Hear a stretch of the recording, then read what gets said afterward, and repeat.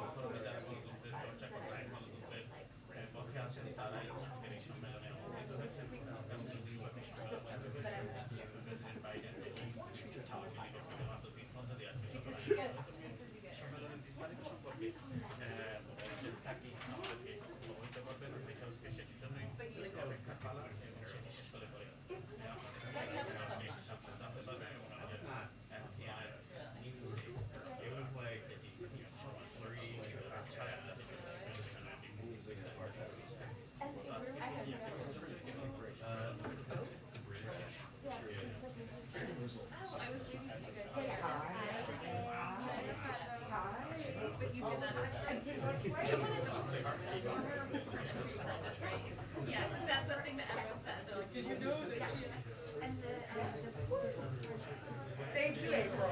It's always a pleasure, April. Hi, Zira.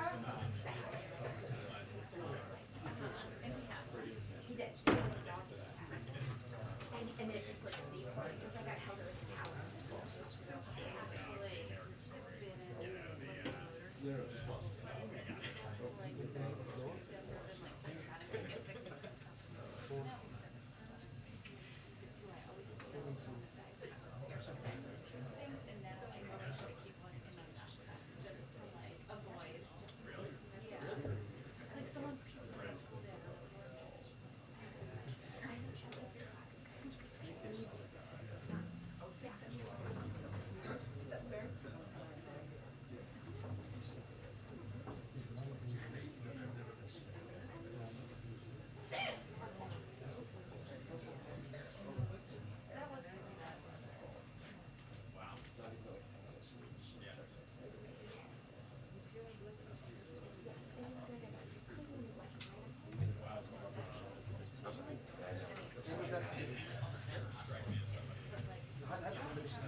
That's cool.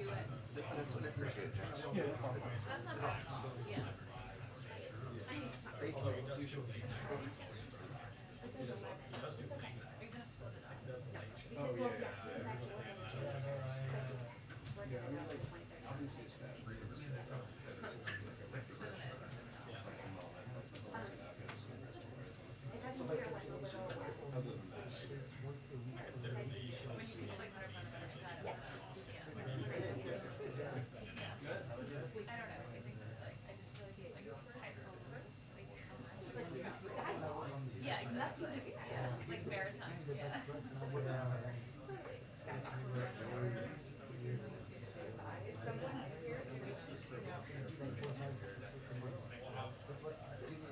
Yeah, I see both of them. They're ready, I think. Okay.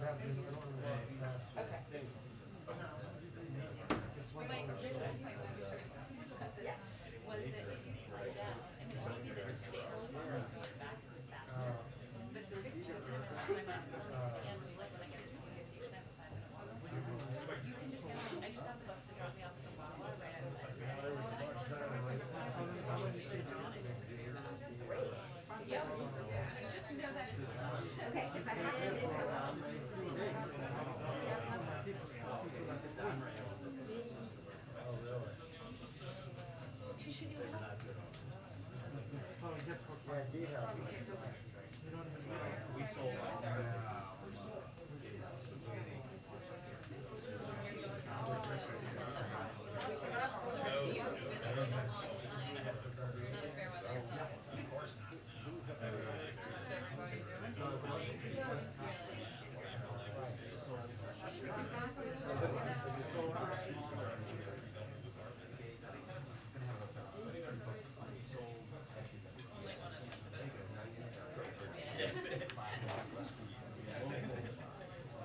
Yeah, it's fine.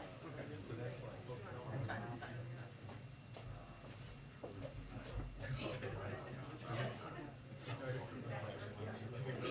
yeah, exactly.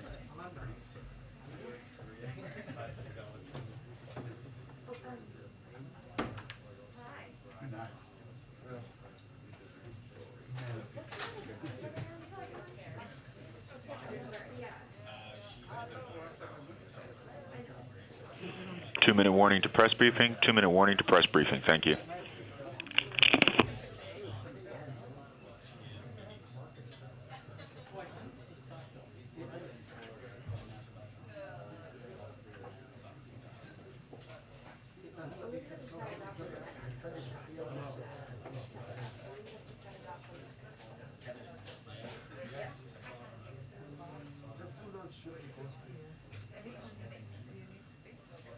Two dogs. Yeah, it was like.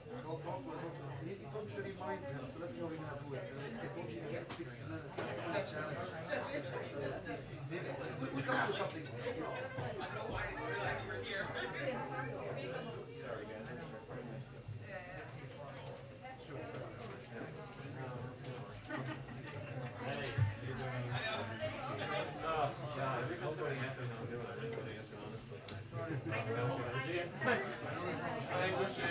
know.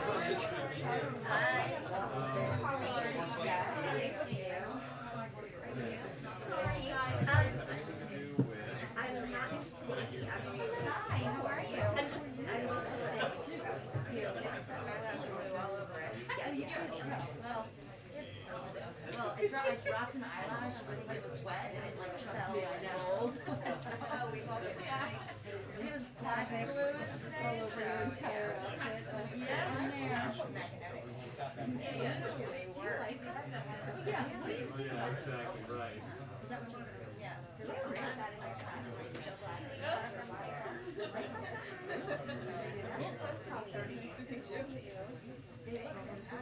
Yeah, they really do.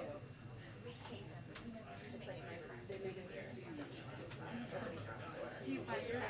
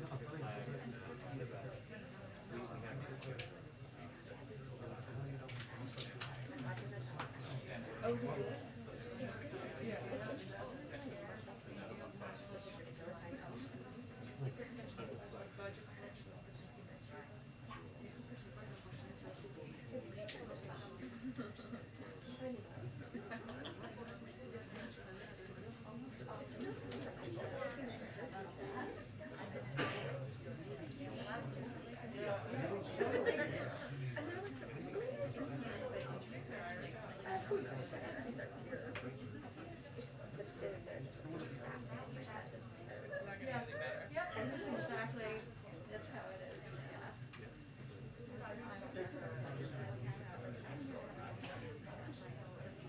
Isn't that exciting being an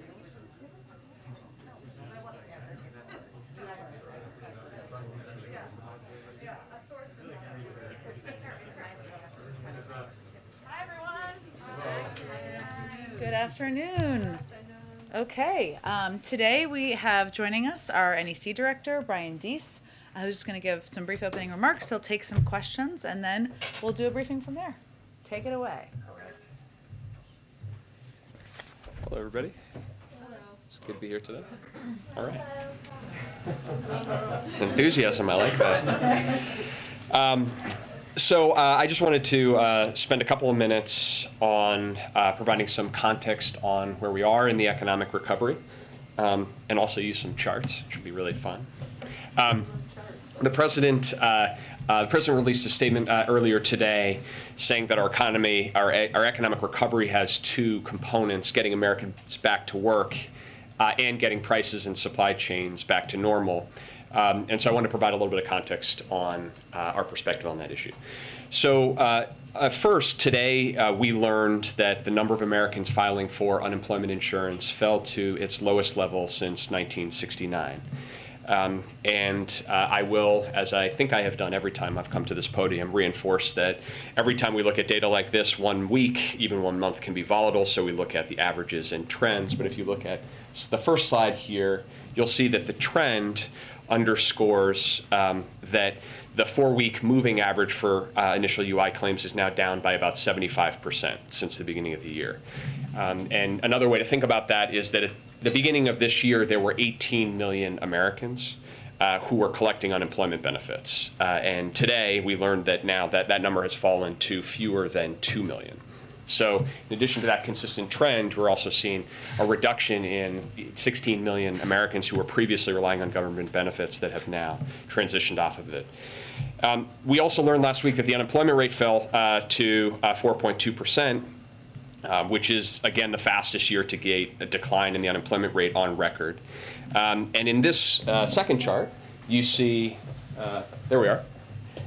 The second chart, you see that is not only the fastest decline, but it's also very significantly accelerated from what was projected at the beginning of this year. So the I guess mauve, what color is that? That light brown line. Mauve, is that right? No, okay. Getting clear feedback from the front row that it is not right. The brown line, the light brown line, shows the projections from the beginning of this year prior to the passage of the American Rescue Plan, which showed that it projected to take our economy until the end of 2024 to get to an unemployment rate of about 4.2%. And now we have reached that in the fourth quarter of 2021, which underscores both the significance of the American Rescue Plan in helping drive a strong labor market recovery, but also just the benefit for the American people of reaching that point. I would just note as well, in terms of labor market strength, that we have also seen encouraging signs in labor force participation, because when the unemployment rate comes down, it can be because people are joining the labor force or coming out. And we saw that the prime age employment to population ratio, which is the metric of that economists generally look at, increased by 0.5% last month, and we've now recovered nearly 85% of our pandemic drop in that metric. So we've seen very strong labor market developments, and those labor market developments are coupled by strong developments in overall economic growth and in household income and demand. And so that puts us in a position where today real household income is higher than before the pandemic. So real household income for the typical American family is $350 a month higher now than before the pandemic in real terms, accounting for price increases, accounting for inflation. And so that strength of the labor market, that strength of household balance sheets, that strength of economic growth positions us uniquely well to deal with the challenges that we face of prices and supply chain issues. In fact, uniquely among industrialized countries, we are the only country that has seen GDP now recover from its pre-pandemic levels, has seen household income recover from its pre-pandemic levels. So that positions us uniquely well. And so on that note, we are, as you all know, very focused on addressing the issue of prices and supply chain bottlenecks head on from that position of strength. Tomorrow we will get data on consumer prices for November, and I'm not going to attempt to predict what those data are. Outside forecasters expect those data to continue to show price increases to remain at elevated levels. But I want to provide a little bit of context on that front as well. The first is that data is by definition backward looking, and so it won't capture some recent price movements, particularly in the area of energy. And so, for example, prices of gas at the gas pump are now down nationally. They're down about 9 cents. But to put some context on that, this next chart over here, this shows the inflation-adjusted real price of gas at the pump over the last 10 years. And what it shows is that on average, over the last 10 years, and in fact, this is true over the last 20 years, the average price at the pump for a gallon of gas has been about $3.13 in real terms, inflation adjusted. And so today, 20 states now have pump prices that are below that 20-year average.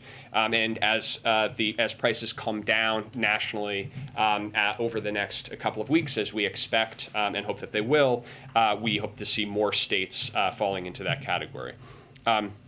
Those price reductions will not be reflected in the data for November.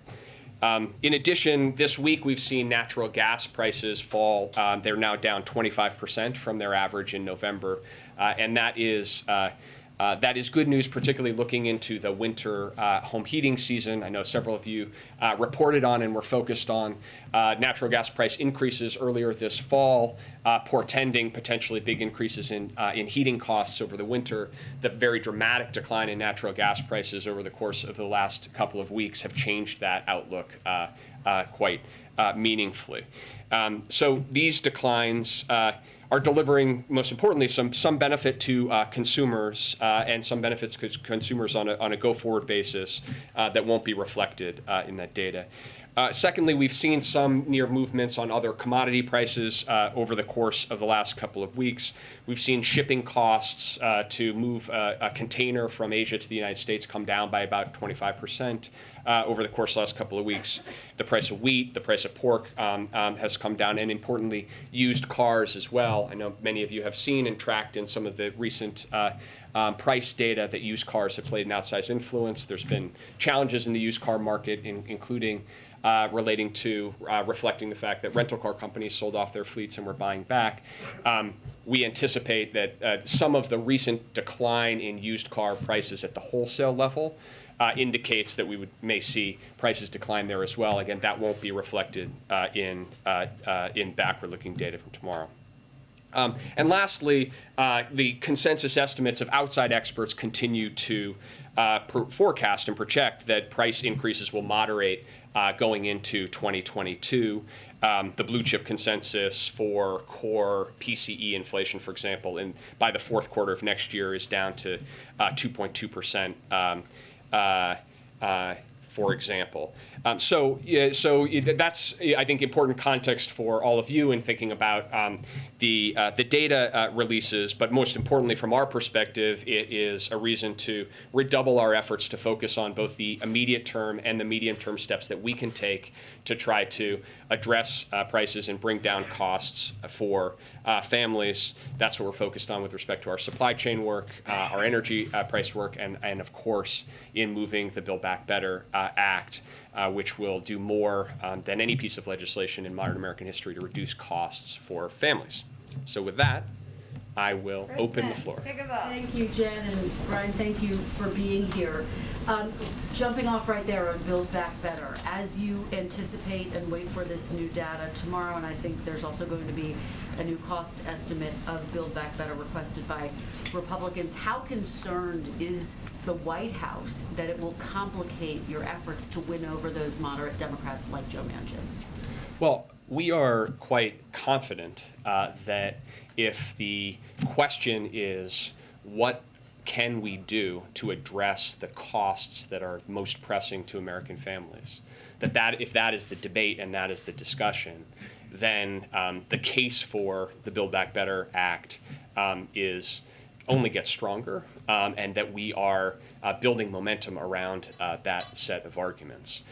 If you step back and you think about a typical family's budget, and what they have to spend on expenses in a typical month, about 60% of those costs fall into housing, healthcare, prescription drugs, childcare, and transportation.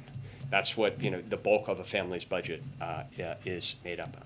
And on each of those areas, the legislation that the president has prioritized and is moving through Congress would address and reduce those costs. And so I think that if that's the debate and that's the question, how can we address those costs that families are facing? Again, the Build Back Better Act will do more to lower costs than any piece of legislation in modern American history. And so we feel quite enthusiastic about being able to make that case. Well, one quick follow on inflation. Fed Chair Jerome Powell said that transitory is no longer the right way to describe inflation. He said it now appears that factors pushing inflation upward will linger well into next year. Given that, do you believe that this inflation is now more entrenched and not transitory? What we believe is that price increases elevated at the level that we're seeing hit American families in their pocketbooks, and we need to do everything that we can to address those directly.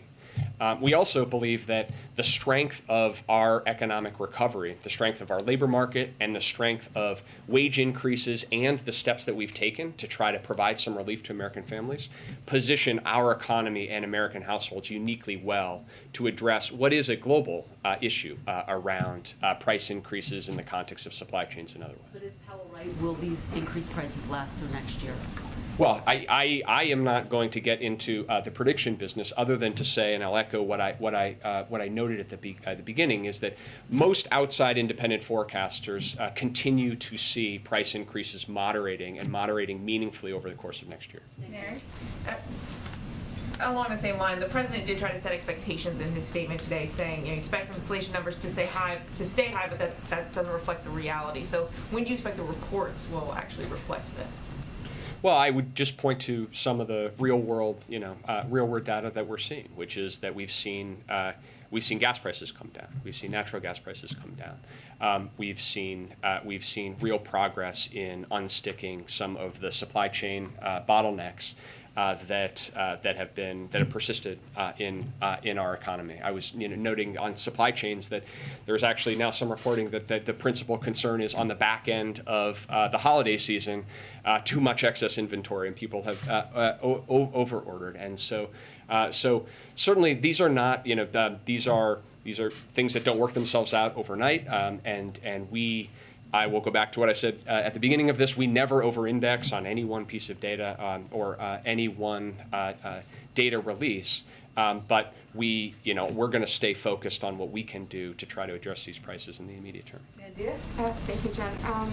Just talking about sort of gas prices coming down, Brian, a group of bipartisan lawmakers, 6 of them from Texas, as you're probably aware, sent a letter to President Biden about not reinstituting a ban on U.S. Oil exports. What is the position of the White House on that, considering the letter was sent explicitly saying that the White House is considering a move to that effect? It's not an issue that we're currently focused on.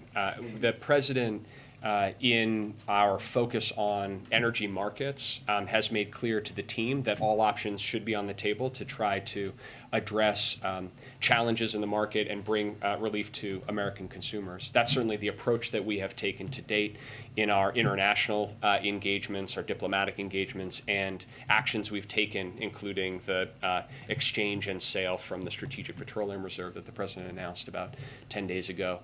So we'll continue to work on those issues. We'll continue to work with states and localities to make sure that they have the support that they need, but that specific issue is not one that we're currently focused on. Sorry, just a quick follow-up. In terms of sort of your overall, economic growth sort of forecasts from the White House, given the fact that the Omicron variant is spreading rapidly, some economists have started factoring in sort of a slowdown in demand and, for services and hiring in general. What are sort of your expectations just over the next few quarters in terms of sort of overall economic growth in the U.S.? Well, we, like others, are obviously tracking very closely the questions raised by the Omicron variant and are waiting and watching the information as we receive it with the understanding that we need to know more, but we are learning some. We've seen some encouraging data coming out recently.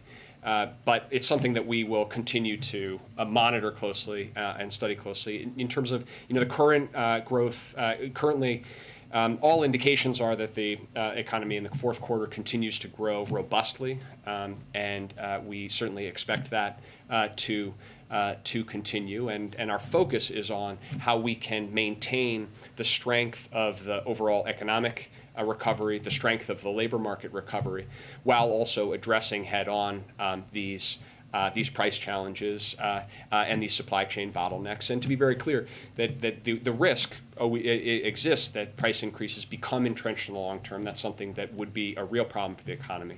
We are working in looking forward and don't see that in the current environment, but are focused on the steps that we can take to drive that kind of robust recovery going forward.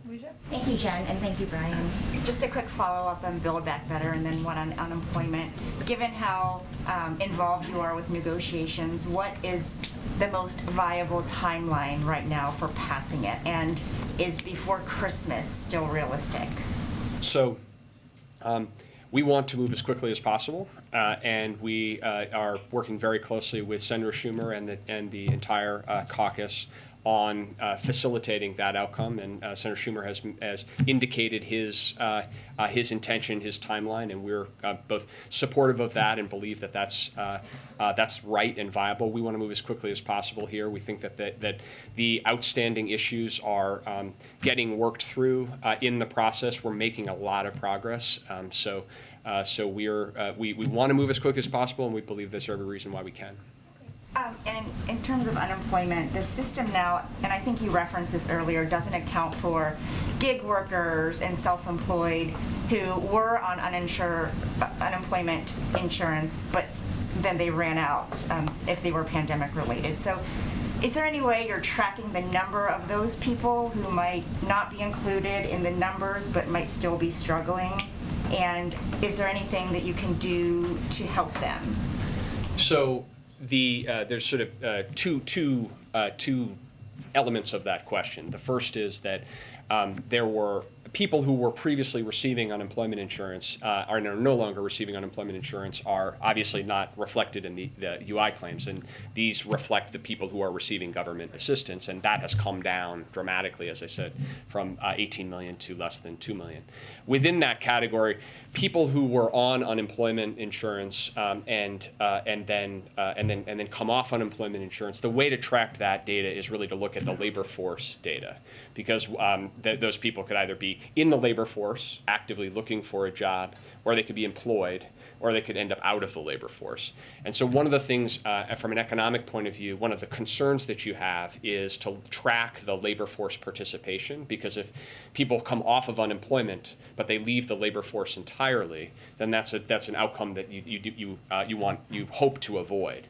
So that one of the positive indications in our current labor market is that what we're seeing is, even as the number of people receiving unemployment insurance has come down dramatically, labor force participation has stayed steady and started to tick up, which suggests that people are coming back into the labor market, finding jobs in many cases, or are actively looking for jobs. But that's the sort of best proxy to get at what I think you're trying to refer to. Thank you. Brian, some of the critics, administration's critics, have said over the last few months, as these reports come out and show inflation is rising, that the administration highlighting the bright spots like unemployment is glossing over the reality that people are paying more for food and things, basic necessities. And a lot of the people who are impacted the most are the poorest, or they're on fixed incomes. They might not be moved by an unemployment statistic. So what's your message to those people, especially getting closer to the midterms? Yeah, absolutely. And just to be very clear, the issue of increased prices hits people in very practical ways in their lives, and no one likes to pay more at the gas pump. Nobody likes to pay more at the grocery store. And for people who are, a lower income, it can be tough. I think the message is that employment and our labor market are really important ways in which people can seek and find economic opportunity and prosperity. And the fact that wages are increasing the most for people in the bottom 40% of the income distribution is something that hasn't happened in our economy in some time, and is really positive, because what it means is that there are more job opportunities, and job opportunities at higher wages for people to move into. That's point one. Point two is that in terms of household income and their balance sheets, if you look at the bottom 25% or the bottom 40% of households, and you look at both the increase in wages that people have received and the benefits that people have received, because in the American Rescue Plan, for example, we passed a child tax credit that is now going to families on a monthly basis. We provided checks to people in there. And you look in the aggregate, household income for those people in the lower ends of the income spectrum is actually higher today on a monthly basis, even when you take into account increased inflation. So that's not true for every person, and every individual has challenges, and we want to speak to all of those. But in terms of overall, economically speaking, because of the strength of the economic recovery, the strength of the labor market, and the support that we've provided over the course of the year, people are better positioned today to deal with these challenges, which are real and which are tough, and which is why we're focused every day on what we can do to try to alleviate them. Does the administration see inflation as a driving need to extend the child tax credit? Our view is that the child tax credit is a really important basic support for families, and that we should extend it, and we should extend it because it's doing what we hoped it would do, which is dramatically reduce child poverty in America, dramatically reduce poverty in America, and give families some breathing room in a very strong but uncertain recovery. So certainly it's the president's position that we should do that, and we can do that. I would just underscore, we can do that as part of Build Back Better in a way that is fiscally responsible, fully paid for, won't add to any inflationary pressures in the economy. Heather? Yes, thanks. Brian, can you give us any timing on when the president may name additional Fed nominees? Is that process drawing to a close? Could we see something next week? I cannot. Josh?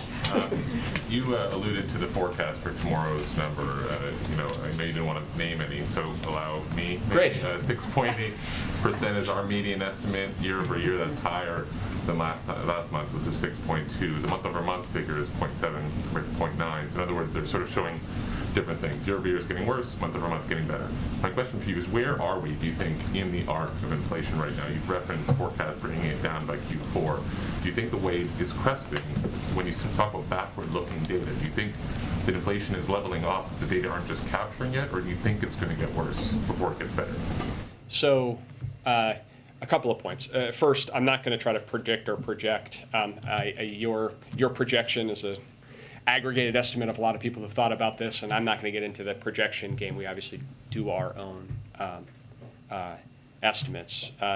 The second is you raise an important point. I think this is good context for in anticipation of it, which is because of what we have seen over the course of the last 12 months or 11 months, the year-over-year headline number will be elevated compared to historic levels under any circumstances. That's baked in, and that's largely a function. Well, that is 100% a function of everything that happened starting before November of this year. So in a sense, the year over year it should be taken with that context. In terms of your question about the timing, I think that we are in a place where we are seeing some of the when you look at what are the underlying issues that are driving this price pressures, we are seeing some movement that is notable. As I've spoken about on energy, with respect to the supply chains, and our focus is on tracking that across time, because we think that will be what will end up flowing through to affect those numbers across time. This is not, I would not try to project on a week or month by month basis because these numbers move around. I mentioned used car prices, and a lot of people focus on what's happening at the wholesale markets when dealers are buying used cars, because that is really an indication of where the prices are going. But that could take a month or two to filter through into data. So in each of these cases, there are specific elements. We'll continue to look closely at them. But I think you are seeing in some important areas some movement that is notable. Do you think the wave is cresting, or is it too soon to say? We're going to continue to focus on what we can do to advance this recovery and advance this recovery in a way where typical households continue to have some of that breathing room, and more Americans are able to take advantage of a job market where there are historic opportunities out there. Phil? Thanks, Brian. Just two quick ones, if you don't mind. One of the concerns last month on the top line numbers was that perhaps it was broadening out a little bit. I'm thinking particularly not just pandemic-driven price increases, but maybe rent being one specifically. Have you guys seen anything in that side of things, not driven by the pandemic, that has raised concerns as you've looked at the data? Well, I'm glad you raised this issue and around housing and shelter prices, shelter being either rent or homes, because I think it connects to a point that Kristen, you raised, which is we have for years in this country had a problem of inadequate housing supply, of single-family homes to buy and of houses to rent. It is decades in the making of underinvestment in affordable supply, particularly in areas of the country where there is the most economic opportunity. And so it's a persistent challenge of people wanting to move to a different part of the country where they might have a job opportunity and are costed out of that because of housing. The answer to that problem is to make a historic investment in increasing the supply of affordable housing in America. That is the real answer to that question. And the sooner that we do that, the sooner that we initiate that process, the sooner that we are going to actually address that underlying challenge. And so some of the price increases that are already baked in and will flow through to those to these numbers. We know that everyone should anticipate that, but the real policy question, it goes to why Build Back Better is so important, is are we going to actually take some steps to finally address that issue so that we can say to the American people that looking forward, they can actually expect some real relief. The housing investments in the Build Back Better plan are directed exactly to that issue. How do we build the kind of housing supply that typical people need across the country in urban, suburban, and in rural areas? And so that is a real present issue, one that will continue to be with us. But hopefully, if we can get this bill done, we'll actually have the tools in place to start to show people some real progress. And then just from a broader perspective, do you guys view it inside your team as an acceptable trade-off if prices are high for a shorter duration, a shorter period of time, perhaps because of some of the demand-driven elements of ARP, so long as you've been able to achieve some of the data, positive data that you've been laying out over the course of this day, and I think the White House has been talking about for the last several months. Like this is a trade-off that's acceptable so long as those price increases don't last or become entrenched. Well, I would start.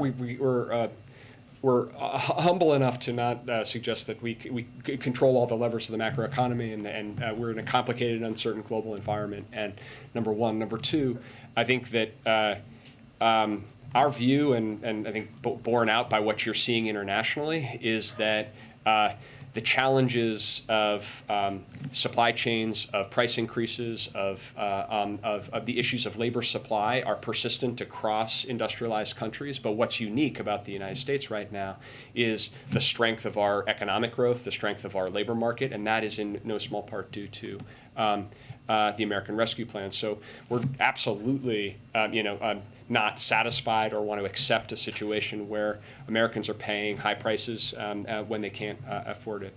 I think where we are in this economy is one where we have real strength, and that positions us to address real challenges that we need to. Do a few more. April. I want to go back to the child tax credit. December 15th could be that last check if BBB is not passed for the child tax credit. If it's not passed, what does that do to this child poverty rate that you have been touting so much, how you slashed it? Does it stay the same, or do you anticipate a rise with that? Well, we are confident that we're going to get Build Back Better passed. Extending the child tax credit is one of many reasons why we need to do that, and we need to do that as soon as possible.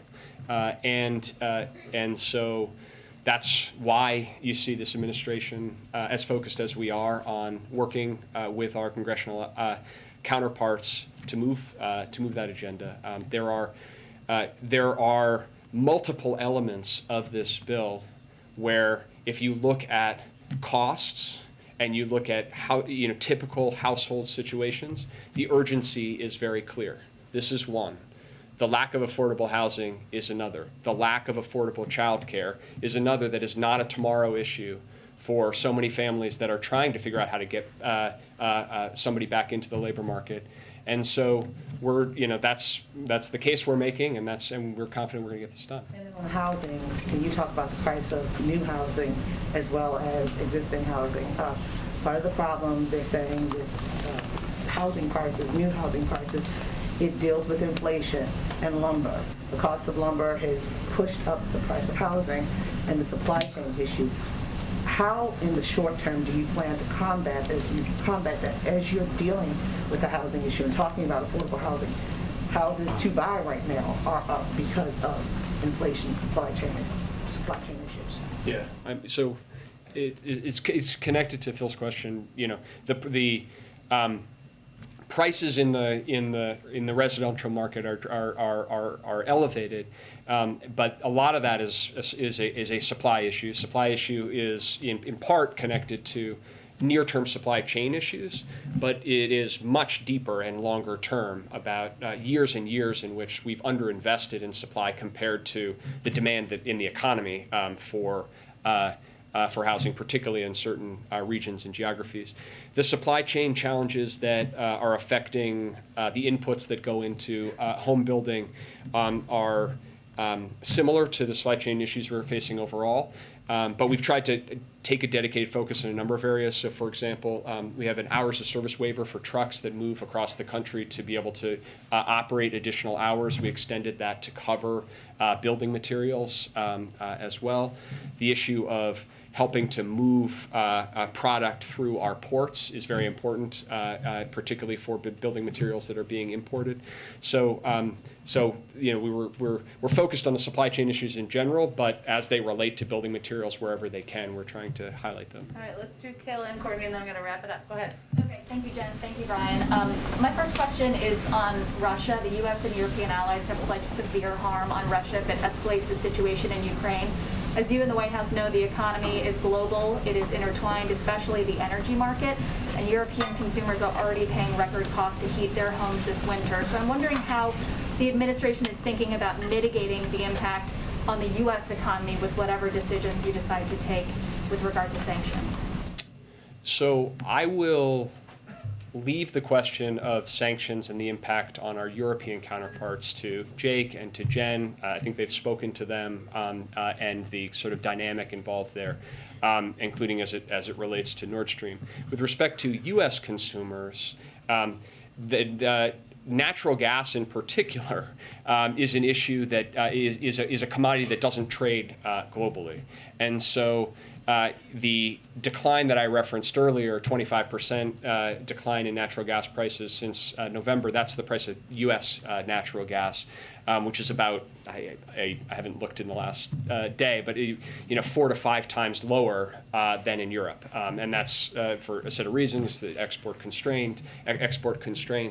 But in terms of the American consumer, looking forward to this winter, there's some positive news in terms of domestic natural gas, and not a lot of flow through to the issues you're raising. And on wages, just to follow up domestically, I think the average American would find inflation more manageable if wages were also going up. And in the last year, inflation-adjusted weekly earnings are down 1.3%. So when can Americans expect to earn more money for the work that they're already doing?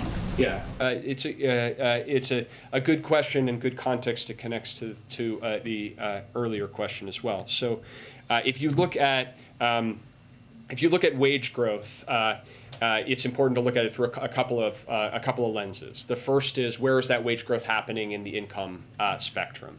And what you're seeing is wage growth today that is fastest and strongest in the bottom half of the income distribution. So for working families that are making less, they're seeing their wages increase more, and in many cases significantly faster than price increases. So that's point one distributionally. The second is in terms of overall household balance sheets, the income that families have. And when you think about a family and them trying to balance their checkbook, or this year, the question is, what was my wage increase, and what was the support that I received through checks from the government, through the child tax credit. And when you take those into account and look at household income, consistent with the data that you just said, the typical family, the family at the 50th percentile, has actually seen their household income increase, even accounting for price increases.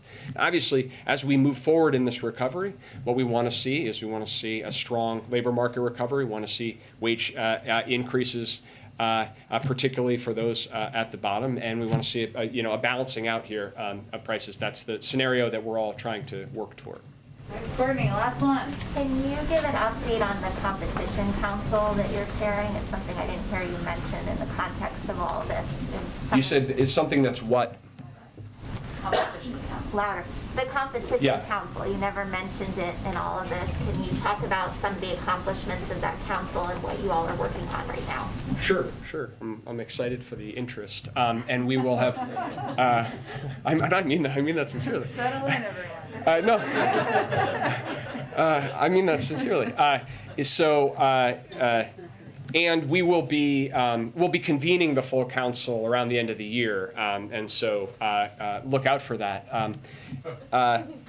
I can talk about some of the specifics, but I will say that actually, it's consistent with a general philosophy that does interact with a lot of the things that we were discussing here, which is that the core directive in the executive order was to pursue pro-competition policies across the federal government, across agencies, and use antitrust statutes, enforce them robustly across agencies as well. And so this intersects with a number of the issues that we've discussed. I would note positively that the House this week passed a bill on increasing competition in ocean shipping, which is something that we encouraged as part of that executive order. But more directly, you take an issue like the railroads and the lack of competition in that sector. Well, that affects this question of how do we unstick bottlenecks if there's not sufficient competition among rail lines. We talk about food prices, and I think the last time I was here, I was with Secretary Vilsack. When you look at most of the increase in food costs, you can isolate a significant portion of that to meat, beef, pork, and chicken in particular. Those are very concentrated industries where a small number of meat processors control the industry. And so what you've seen is prices for the farmers go up, prices for consumers go up, and profits for the meat processing companies in the middle go up. And that's an issue of concern and one that we have focused on both from an antitrust perspective, but also investing in helping competitors get into that market. In fact, today we're making $500 million available to small meat processors to try to increase competition in that space. So we'd be happy to follow up and give you a full slate of where we are on for those of you who are paying attention, there were 72 specific actions in that executive order. We were tracking against all of them. But I will spare the rest of you that, and we're happy to follow up. All right. Thank you, everyone, so much. Thank you, Brian. Thank you. I definitely kept him much longer than I promised, so we want him to come back.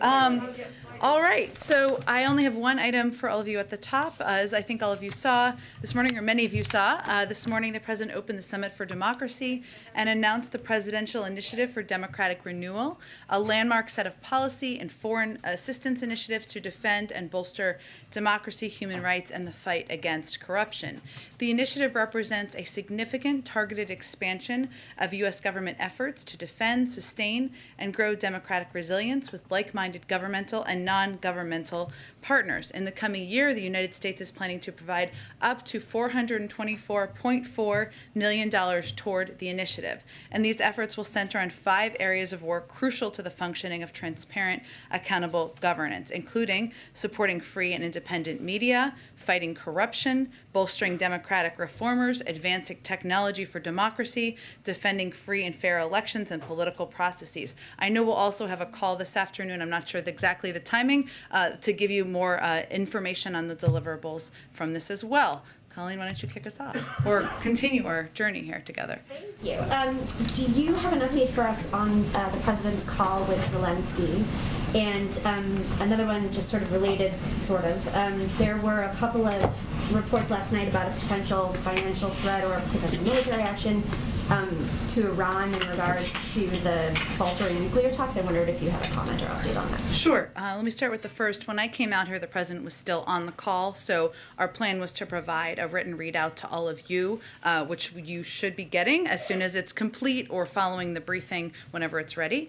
But I will highlight for you that the president's intention going into this call was to provide an update for President Zelensky on his call with President Putin and underscore our support for Ukraine's sovereignty and territorial integrity, as Secretary Blinken did when he spoke with President Zelensky earlier this week. So this is a follow-on to that call.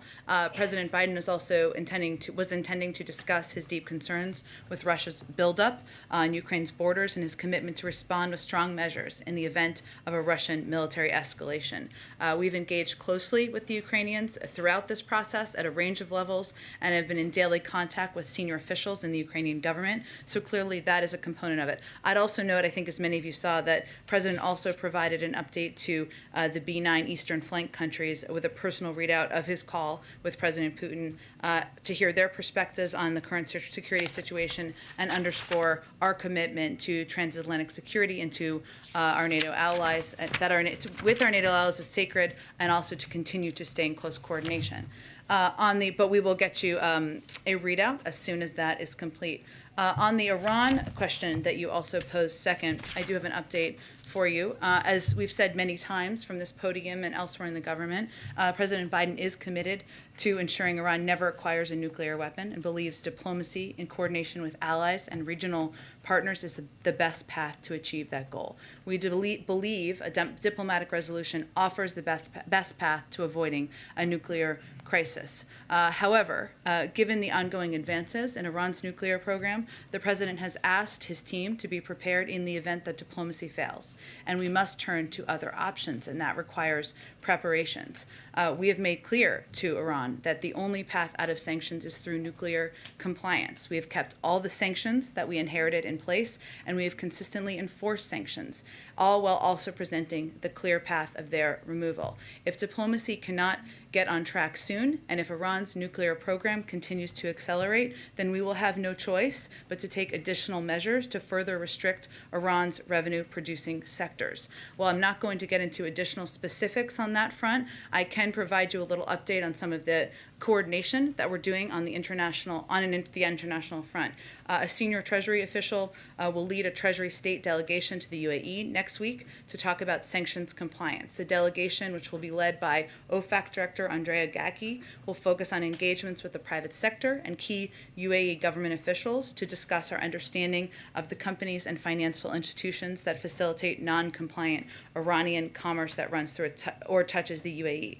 This trip follows a range of conversations that our National Security Advisor, Jake Sullivan, and Brett McGurk had in October, that obviously Rob Malley and Brett McGurk had in November, and Deputy Treasury Secretary Adeyemo also had in November. And this is part of our extended outreach to our partners around the world to ensure that we are preparing for a range of contingencies. Do you have a timeline on, how long the diplomacy is going to continue before you have to resort to other actions? I'm not going to present a deadline today, but what I can tell you is that we have presented a diplomatic path forward. That path is still open, but based on the outcome of the last round of talks and the ongoing advancements in Iran's nuclear facilities, we are laying the path for the groundwork for another path entirely. So it's just meant to be preparations. Jen, the president said he hoped to announce by tomorrow meetings between Russia and NATO allies about Russia's concerns. Do you have any update on that meeting and who may be attending? I think what the president was referring to is a range of discussions and engagements that we're continuing to have today. The B9 as an example of that. Obviously, there are a number of NATO partners involved there. And of course, we will, while I have nothing to preview at this point, two presidents tasked their teams to follow up, and we expect that to continue as well. So it was not meant to be an indication of a deal cut, concessions made, any formal format or anything along those lines, more about the commitment to ongoing engagement. And you said you don't know what Vladimir Putin's next move is here. It's not clear yet whether he's made up his mind whether or not to invade Ukraine. But just how the Russian president said the situation in southeast Ukraine resembles genocide. That was how he described it. Is that something that you would view as a rhetorical escalation? Well, the Russians are known for their rhetorical escalations, as they are also known for their ways of providing misinformation around the world and within Eastern flank countries. So I think we have to take their own efforts to communicate to their public with a grain of salt. What we know is that the aggression here is on the Russian side. The military buildup is on the Russian side. There's a path, a diplomatic path forward. The part of the president's objective, our president's objective in having the call was to convey that clearly. That certainly is our preference, but also to convey clearly that there would be consequences, they would be significant and severe, and we're going to coordinate with our European partners on that. So I would, unfortunately, as I've said before, not a spokesperson for the Kremlin, and I would take their words with a little bit of a grain of salt. Go ahead. Thank you, Jen. Just a quick question on Ukraine's ask to become a member of the NATO alliance, and they've They've put that out for several years. It's been out there, but really there hasn't been any decision on that. What is the United States position on that issue? I mean, does the president generally support the enlargement of NATO, or does he want the alliance to add new members? What is his position? Well, and indeed, the president has spoken to this in the past, and obviously there are requirements that any country, which the president certainly supports, any country aspiring to join security alliances, NATO and others as well, and he certainly supports the aspiration of Ukraine. There are certain requirements that they would need to meet on a range of issues, including corruption and other topics, and it's obviously up to NATO partner countries and NATO, the alliance, to determine what the path forward looks like. As the sort of the biggest member of the alliance, largest member of the alliance, what is the U.S. telling NATO on this issue specifically? And is the president perhaps offering any assurances to President Zelensky today as he speaks to him on this issue? No, the president's message has been clear.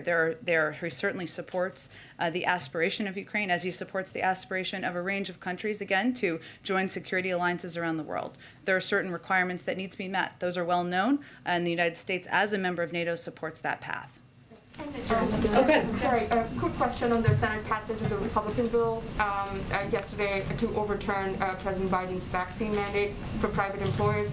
Are you concerned, given sort of the Democratic support that a bill actually was able to get, are you concerned that it perhaps will actually be able to, interest some centrist House Democrats to maybe join in and secure a vote on that? I understand the White House has said that, you will veto the resolution if it lands on the president's desk.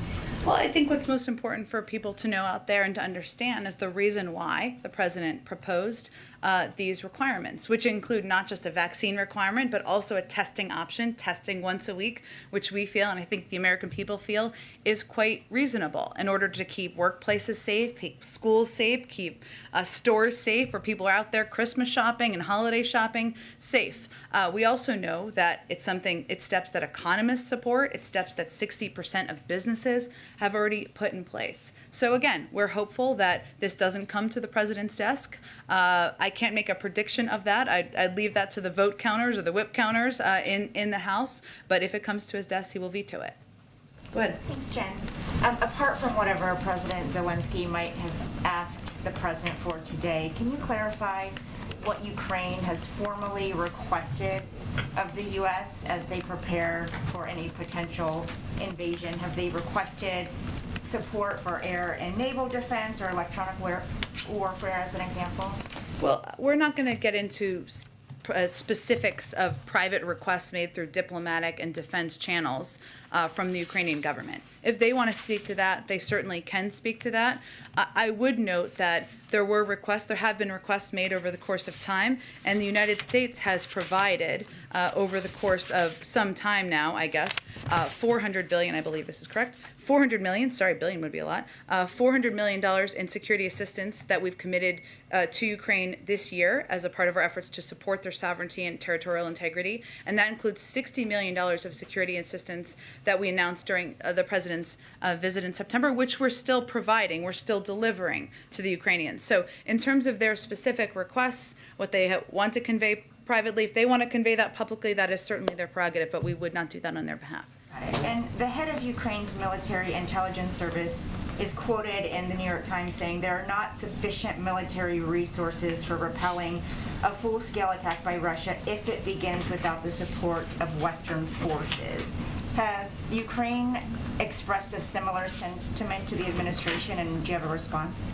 Again, I'm not going to get into private diplomatic conversations, but I will convey to you, and what the president would convey, has conveyed, I'm sure is conveying directly to President Zelensky. Our objective is to make clear the significant and severe economic consequences if Russia were to invade Ukraine, not just from us, but from the global community. Obviously, it's up to President Putin to decide how he's going to respond to that, what steps he may or may not take as it relates to that. But I think what the public should see clearly, whether it's the Ukrainian public or the global public, is that the United States is standing up for what we believe are democratic values, for the territorial the sovereignty of Ukraine, and our objective is to prevent that from happening. Go ahead. Quick one on vaccines. Based on conversations Pfizer has had with the administration, should Americans be mentally preparing for a fourth shot? I would point you really to what the CDC and our health and medical experts have conveyed, and they will continue to evaluate and assess what is needed for the American people and to keep people safe. But I don't want to get ahead of their reviews of data. Go ahead, Jackie. Thanks, Jen. On vaccines, Amtrak, which we know is near and dear to the president's heart, announced that they will potentially have to cut some long-distance routes because they don't have enough employees to operate when the federal mandate takes effect. And that's despite them reporting on the Hill today that 94% of their employees are vaccinated overall. Amtrak got $66 billion from the infrastructure deal. Now they're talking about having to make cuts. Is this policy undermining the president's own legislation? Well, first I would say, and you touched on this, Jackie, but it's great news that 94% of Amtrak's workforce is vaccinated. That is an enormous percentage of their workforce, to state the obvious. They also still have about a month before the deadline for federal contractors on January 4th, or at least a couple of weeks, 4 weeks approximately. What we have conveyed to employers is that post-deadline, we expect employers will follow their standard HR process. That means for employees not in compliance, they'll go through education, counseling, accommodations, and enforcement. That would be what the process would be to play out. But of course, these requirements, we don't expect these requirements will cause disruptions to services that people depend on. There's some time to implement it.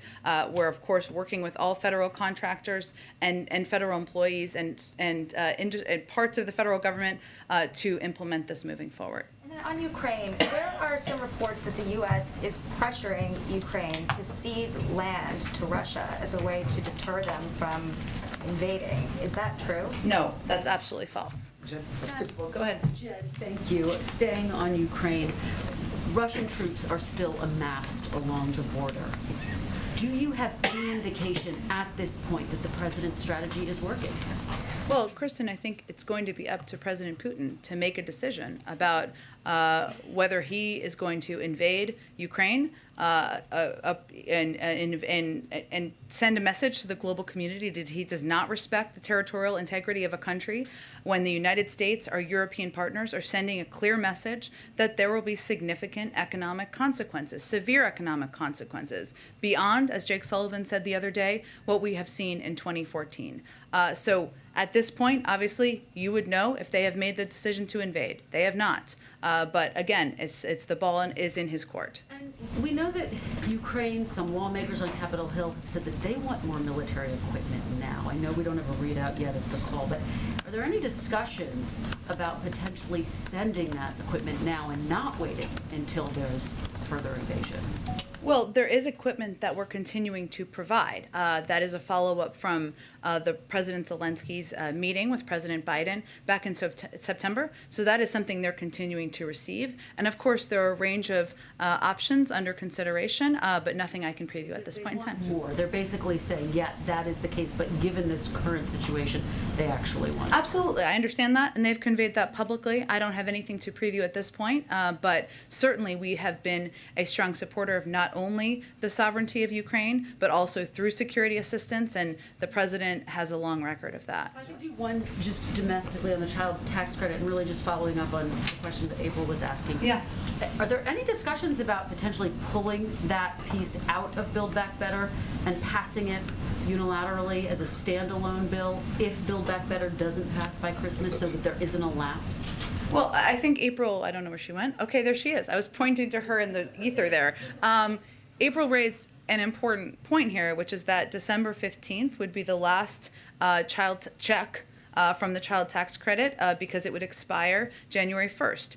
One of the reasons that we have been pressing for the passing of the Build Back Better is because there are key components of this package that would lower costs for American families early next year. So when we talk about inflation and we talk about costs and how they're impacting families' budgets, that's why we, Leader Schumer and others, have been pressing so hard to move this forward. In terms of the mechanics of legislative vehicles, I'd really point you to the Senate on that. But again, that is a timeline, and that is something that we are well aware of. And to go back to, I can't remember who asked the question before, maybe April, maybe Jackie, I'm not sure. It is true that in part because of the child tax credit, we cut child poverty in half.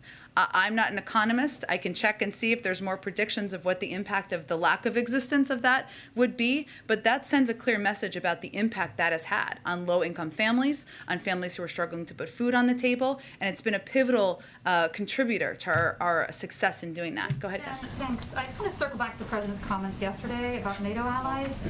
He said that he hoped by Friday he would, quote, be able to announce meetings at a higher level, not just with us, but with at least 4 of our major NATO allies and Russia to discuss the future of Russia's concerns relative to NATO writ large. Are these meetings, conversations not happening? And if not, what was he talking about exactly? Well, he has a call with the B9 this afternoon. That's something that includes a number of NATO allies. And of course, we are in touch every single day with a number of NATO allies and partners. And as I noted a little bit earlier, when he had the conversation with President Putin, they discussed and agreed to have their teams follow up in ongoing discussions and engagements. In terms of any other format or forum, there's no current mechanism for that. But right now, our focus is on engaging with the Europeans, many of our NATO allies doing that at a very high level, as the president referenced, and also following up, as was discussed in his call with President Putin. Expect some kind of announcement tomorrow about some sort of conversation with the sort of entities he's talking about accommodations. Not one that I have to predict at this point in time. Go ahead. Oh, go ahead, Catherine. Go ahead. The president today spoke about global press freedom during the summit. Yeah. Just wondering if he's going to commit to holding a year-end press conference.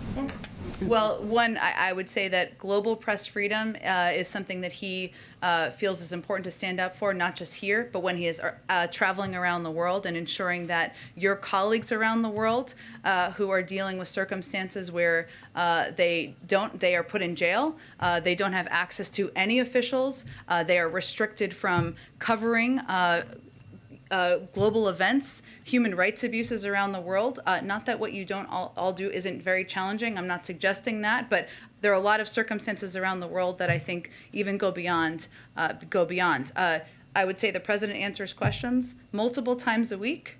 I think he's done it already several times this week. I don't have a formal press conference with embroidered cushions to predict for you at this point in time, but I can assure you that he will take your questions many, many times before the end of the year, and he looks forward absolutely to doing that. Go ahead, Josh.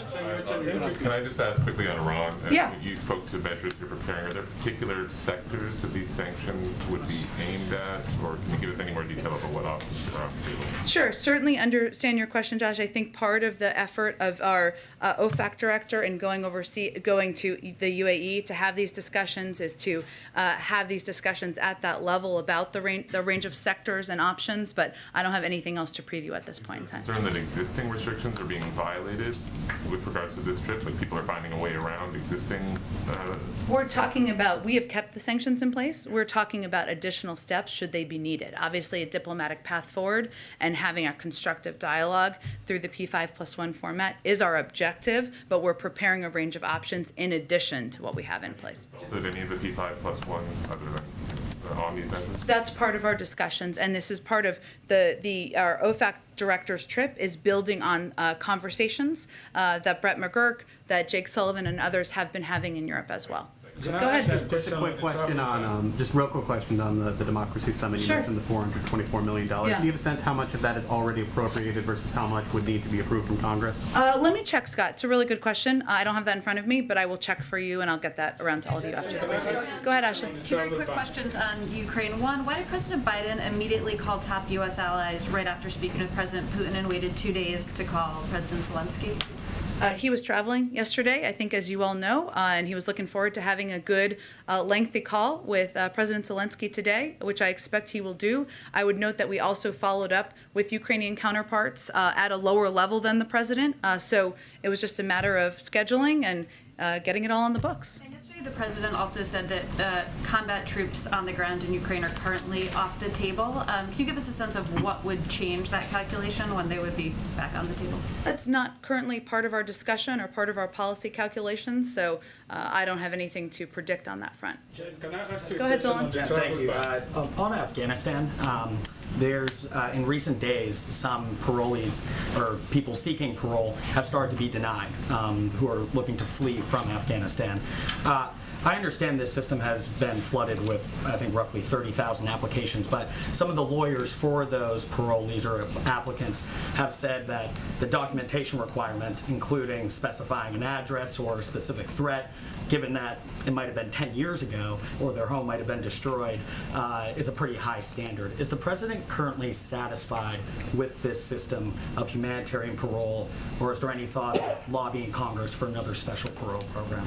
Well, here's what we're doing. I know you didn't exactly ask me this, and you followed this closely, but for others, through Operation Allies Welcome, we're proud to have welcomed more than 74,000 Afghans to the United States and have received funding from Congress to accept up to 95,000 through Operation Allies Welcome through the current fiscal year. So obviously what we're doing now is continuing to process through a vetting process and there are requirements of that, of course, as there should be. That's in addition to Afghans who are admitted through the U.S. Refugee Admission Program and other pathways. You touched on this, Zolan, a little bit, but the infrastructure to support refugee resettlement was decimated by the prior administration. We've been working hard to rebuild that capacity. I would say the success we've had to date of welcoming that number of people is a reflection of the fact that we've made some progress in that regard. And right now, DHS is processing applications for Afghan nationals located outside of the United States who are seeking humanitarian parole based on urgent humanitarian need or significant public benefit reason. There are going to be requirements, of course, through any of these systems, as there should be, as we consider welcoming people back in. We're continuing to put in more resources so that we can process more people and continuing to try to do everything we can, I should say, to handle the surge in interest and in cases. But there will be people who don't meet the requirements, who aren't going to be able to come to the United States. And we just want to be very clear and transparent about that as well. With the Democracy Summit, again, at a CNN town hall, the president was asked about voting rights, police reform. He said that he had been so focused on Build Back Better and infrastructure, but that he was going to move on to that, indicated he would move on to that. Now that we are moving, you've had some progress with that legislation. Is there any update towards whether he would be more open to a filibuster carve-out, or just what exactly is he doing when it comes to those two legislative measures, given the summit going on? Sure. Well, one, I would say, as you heard the president say, having a summit like this is an opportunity to discuss how we can all improve our democracies, protect democracy around the world, and do that in coordination with not just leaders, but civil society actors, private sector, et cetera. That's the purpose of this summit. There are dozens of White House staff working every single day on voting rights and this priority. It's fundamental to upholding the rule of law. You've heard the president talk about this many times since he took office. He signed a historic executive order in March. We've worked to double the voting rights staff in the Civil Rights Division. He's appointed the vice president at her request to lead this effort. There are discussions, as you know, in Congress among a range of leaders about how to continue to move this forward, and we are eager, active participants of those discussions. I don't have anything more in terms of views or his steps on the legislative process at this point. Don't have any updates today.